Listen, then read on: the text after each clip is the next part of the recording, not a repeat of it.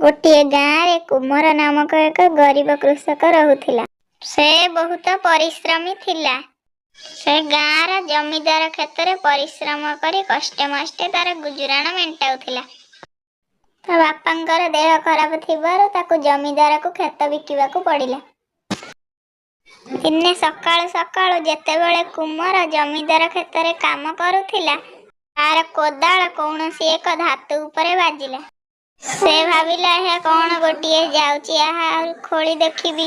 देखिला बेलकू गोटे पित्तल डब्बाटी। डब्बा देखि तारा मन दुख होई गला। से भाविथिला किछि गहना टंका मिलिबो आउ ता भाग्य बदली जिवो। कुमर कहिला हौ से जा भोक लागिलानी जाउची खाई दिए। एया कहि कि खाइते जाई ता कोदाळटी को सेई पित्तल डब्बा भितर को फोपाड़ी देला। से खाई सारी आसी देखिला सेठरे बहुत कोदाळ भरी होई जाईछि। से किछि बुझी पारिला नहीं। ता पाखरे जो टोकेई थिला ताहाकू मध्य से डब्बा भितर को फोपाड़ी देला। ताहा अनेक गुड़िए टोकेई रे परिवर्तन होई गला। एहा देखि से बहुत खुशी होई गला ओ जादुर बड़ डब्बाटी को घोसारी ता घर को नहीं आसिला। से प्रतिदिन टोकेई रे किछि ना किछि पकेई बिक्री करुथिला। एमिति करी करी कुमर बहुत पैसा रोजगार करी निजर मध्य गोटे घर किनिदेला।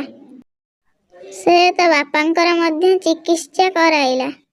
दिने से किछि गहना किणी आनी सेई टोकेई रे पकेई देला। सेई गहना मध्य बहुत सारा गहना रे परिणत होई गला। दिन को दिन कुमर बहुत धनी होई गला और जमीदार पाखरे मध्य काम कला नहीं। Thanks for watching.